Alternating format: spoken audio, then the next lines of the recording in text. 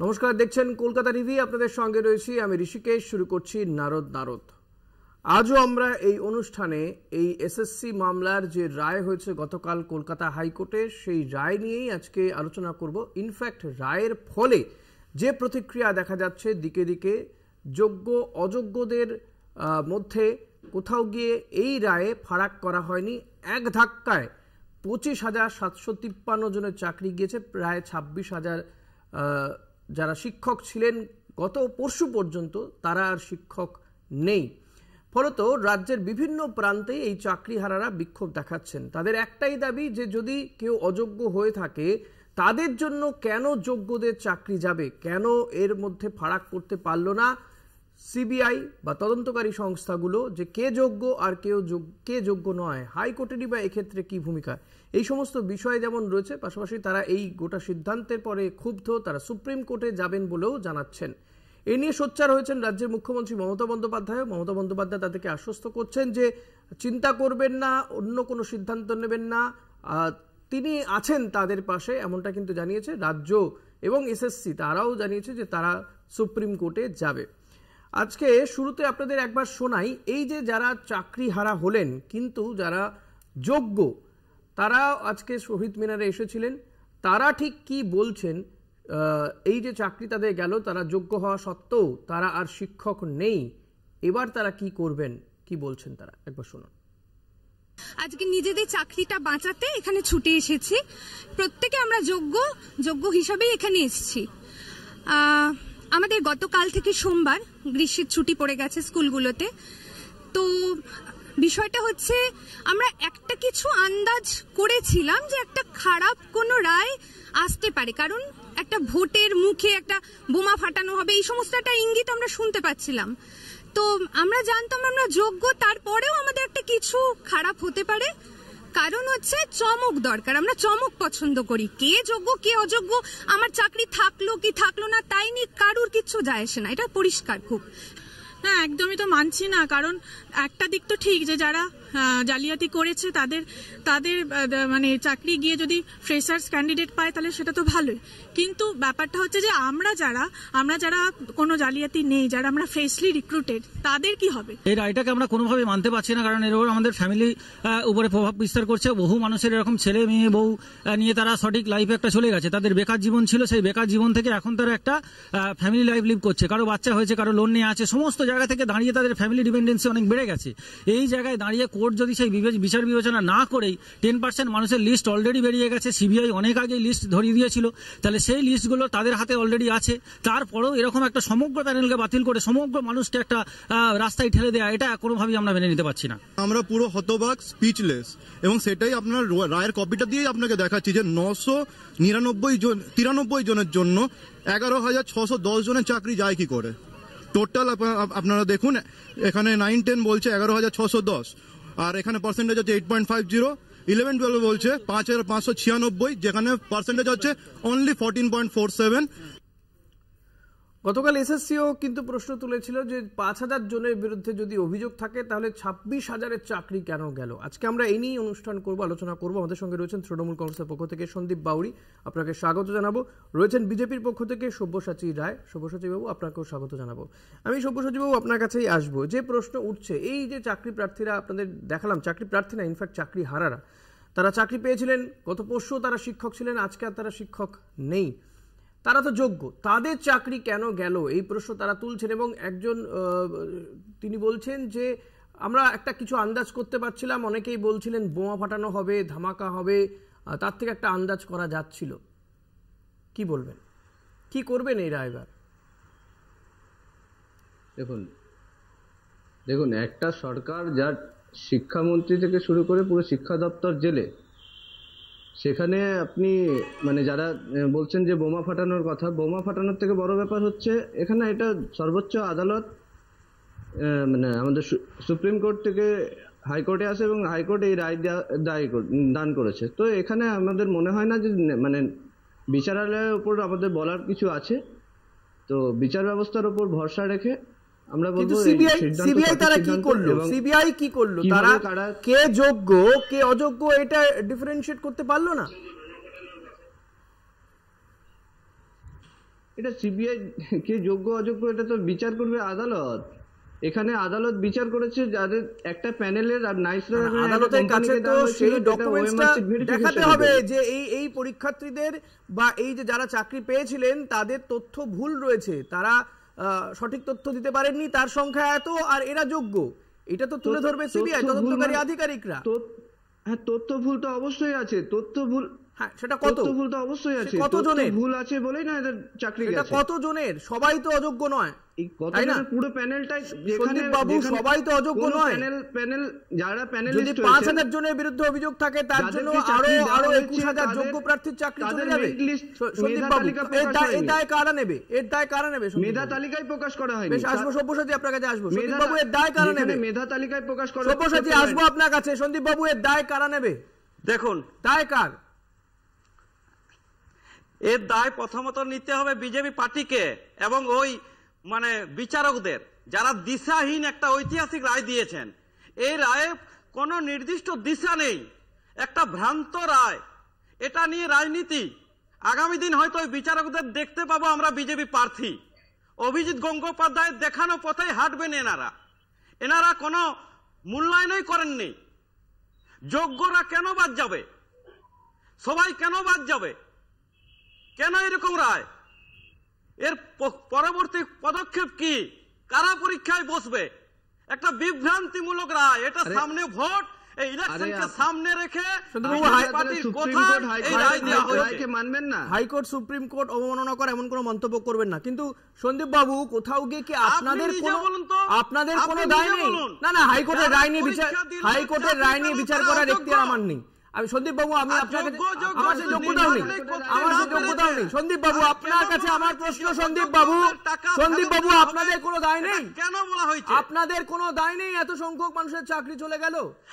আমাদের তো এসএসসি বলেছিল যে যারা অযোগ্য আপনারা বলুন, আমরা বরখাস্ত করে দেব। বারবার আবেদন জানিয়েছি আমাদের প্রাক্তন শিক্ষামন্ত্রী অযোগ্যদের আমরা বরখাস্ত করব।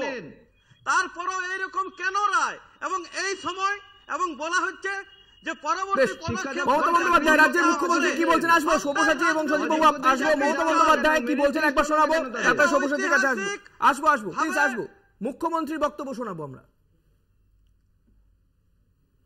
কিন্তু বলুন তো মা ভাই বোনেরা আমার, বিজেপির একটা কথায় 26,000 শিক্ষক শিক্ষিকা কাজ করছে, তাদের বলছে কিনা 8 বছরের বেতন সহ 4 সপ্তাহের মধ্যে ফেরত দাও, সুদ সহ। পারে তারা দিতে? তাদের অপরাধ কি তারা জানলো না? কি বলবেন সব্যসাচী? যে কথা মমতা বন্দ্যোপাধ্যায় বলছেন যে বিজেপির একটা কথায় এই 26,000 ছেলেমেয়ের চাকরি চলে গেল, উনি এটা কোথাও কি শুভেন্দু অধিকারী যে বলছিলেন যারা আছেন শিক্ষা দপ্তর থেকে শুরু করে তার ইঙ্গিত দিয়েছিলেন শুভেন্দু অধিকারী, বা নিজের ঘাড়ে উনি দায়িত্ব নিতে চাইছেন না? দেখুন, শনিবার বলেছিল, শনিবার শুভেন্দু অধিকারী উনি চাকরিগুলো দিয়েছিলেন যে সোমবার বোমা পড়বে। আমাদের নেত্রী যে কথা বলেছেন ঠিক বলেছেন। সেটা বাদ দিন, আপনারা ভাবুন একবার যে তৈরি হয়ে সোমবার প্রকাশ হলো আর শুভেন্দু অধিকারী জেনে গেলেন। আর উনাদের কথায় যে রায় হয়েছে দেখুন পরিষ্কার, কার রায়ের নির্দিষ্ট উল্লেখ নেই। নির্দিষ্ট কোনো কিছু উল্লেখ করতে পারেনি। ভাষা রায়। কারা টাকা ফেরত দেবে, কারা টাকা ফেরত দেবে, কারা যোগ্য, কারা অযোগ্য, কিছু বলেছে? যারা চাকরি করছিল, যারা দুর্নীতি করে চাকরি পেয়েছিল, আপনাদের মতো তৃণমূলী নেতাদেরকে হাতে টাকা দিয়ে যারা দুর্নীতি করে চাকরি পেয়েছিল, টাকা দিয়ে চাকরি পেয়েছিল, সেই সংখ্যাটা কত? সেই সংখ্যাটা কত? সব্যসাচী আপনি জানেন, সন্দীপ বাবু আপনি জানেন সেই সংখ্যাটা কত? সিবিআই বলতে পারছে সংখ্যাটা কত বাইরে এতজন চাকরি জানেন না। বেশ, একটা ছোট্ট বিরতি নেব সন্দীপ বাবু এবং সব্যসাচী আপনাদেরকে জানাই একটা ছোট্ট বিরতি নেব। বিরতির পরে আবারও ফিরে আসবো আমরা এই অনুষ্ঠানে এবং অভিজিৎ গঙ্গোপাধ্যায় যিনি প্রাক্তন বিচারপতি এবং বিজেপির প্রার্থী, তিনি কি বলছেন সে বক্তব্য আপনাদেরকে শোনাবো একটা বিরতির পর। সঙ্গে থাকবেন। ফিরে এলাম বিরতির পর, দেখছেন নারদ। আপনাদের সঙ্গে রয়েছি আমি ঋষিকেশ। বিরতিতে যাওয়ার আগে আপনাদের জানিয়ে গিয়েছিলাম যে প্রাক্তন বিচারপতি কলকাতা হাইকোর্টের এবং বর্তমানে বিজেপির প্রার্থী তমলুক কেন্দ্রের অভিজিৎ গঙ্গোপাধ্যায় এই বিষয় নিয়ে কি বলছেন একবার শুনুন। মানুষ নিশ্চয়ই এর মধ্যে বুঝে গেছেন যে পশ্চিমবঙ্গের শিক্ষা ব্যবস্থাটাকে এই মমতা ব্যানার্জি একেবারে দায়িত্ব নিয়ে ধ্বংস করে দিয়েছেন। সব ছাত্রছাত্রী তো আর তাদের বাপের তো এত পয়সা নেই বা পরিবারের এত পয়সা নেই যে সবাই লামার্সে গিয়ে পড়বে, লামার্সে নিয়ে পড়বে না। তারা অধিকাংশই পড়বে এই সরকার পোষিত স্কুলগুলোয়, যে স্কুলের শিক্ষা ব্যবস্থাটাকে তিনি সাকসেসফুলি উদ্দেশ্য প্রণোদিতভাবে ধ্বংস করে দিয়েছেন।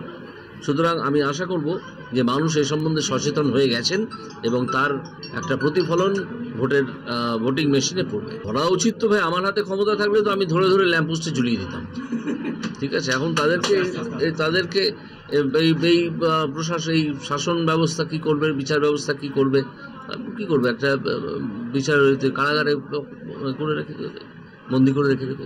তাদের ক্ষেত্রে আমি বলবো যে মমতা ব্যানার্জির এবং মমতা ব্যানার্জির ভাইপো ব্যানার্জি কোমরে দড়িয়ে দিয়ে প্রকাশ্য রাস্তায় নিয়ে আসুন। তাদের ব্যক্তিগত সম্পত্তি থাকে, তাদের কোটি কোটি টাকা, কোটি কোটি ডলারের সম্পত্তি তারা পশ্চিমবঙ্গ থেকে শোষণ করেছে।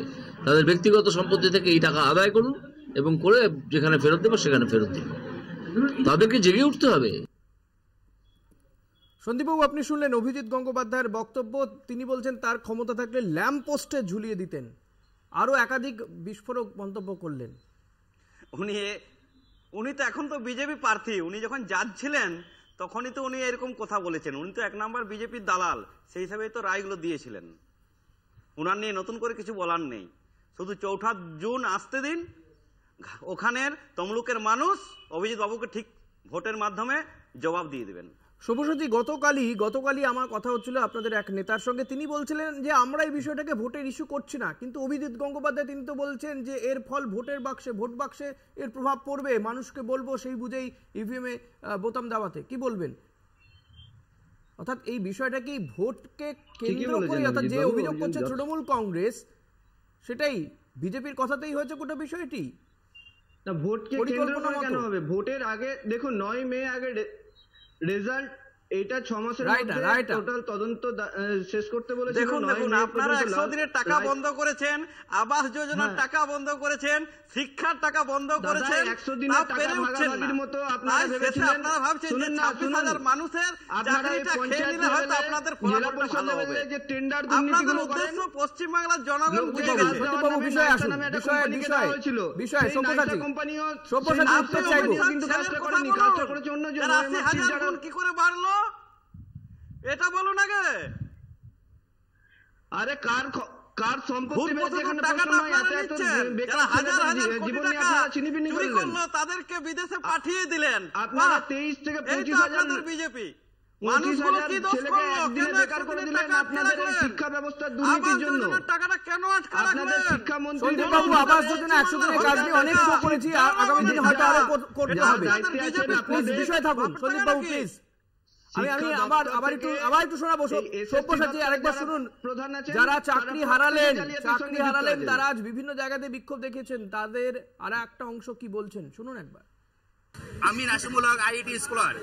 আমি আইআইটি গৌহাটিতে পিএইচডি করি। পিএইচডি পার্ট টাইম করে এসেছি, চাকরি জয়েন করেছি 2019-এর দিকে। 2019-এর ডিসেম্বর মাসে আমি জয়েন করেছিলাম, 2018 ডিসেম্বরে। তারপর আমি পিএসসিতে চাকরি পেয়েছি, ওয়েস্ট বেঙ্গল গভর্নমেন্টের পিএসসি, ইংলিশ মিডিয়াম, বাঁকুড়ার বিষ্ণুপুর।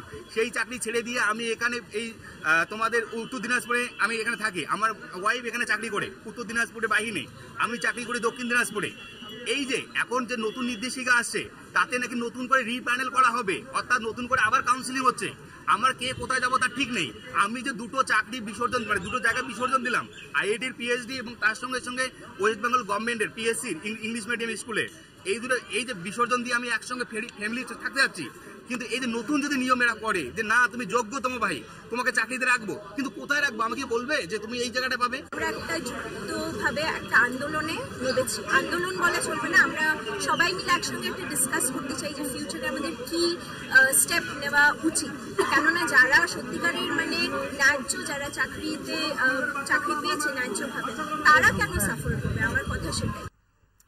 সব্যসাচী, আপনি নিশ্চয়ই শুনলেন এই মানুষগুলো কি করবেন, কোথায় যাবেন? সারা জীবন পড়াশোনা করে গিয়েছেন, পরিশ্রম করেছেন যে একদিন শিক্ষক হবেন, যে যোগ্যতা তাদের শুনলেন, আপনারাই শুনলেন তো। এদের মানে এরা আবার বিক্ষোভ আন্দোলন করবেন, কালীঘাটে যাবেন, কেউ যাবেন দিল্লিতে, তাই না?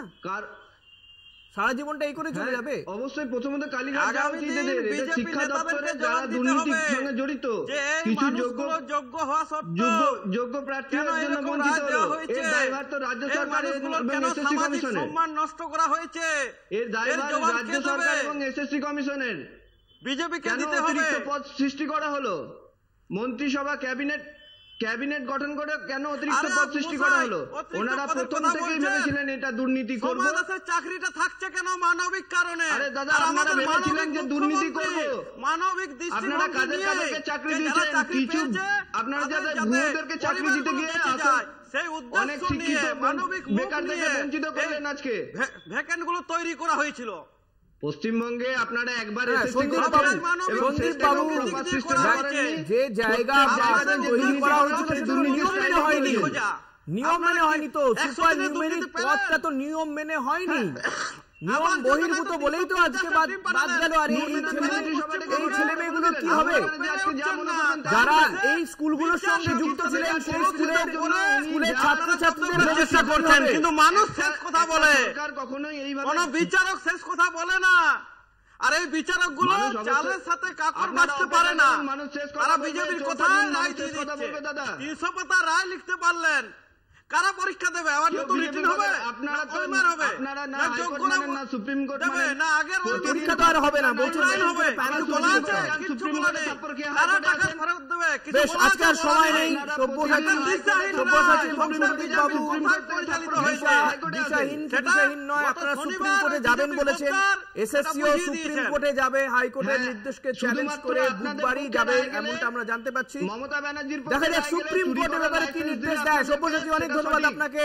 সন্দীপ বাবু, আপনাকে অনেক ধন্যবাদ সময় দেওয়ার জন্য। আজকে আর আমাদের সময় নেই, নারদ এখানেই শেষ করতে হচ্ছে। পরবর্তী খবর জানতে দেখতে থাকুন কলকাতা টিভি রাত দিন 7 দিন।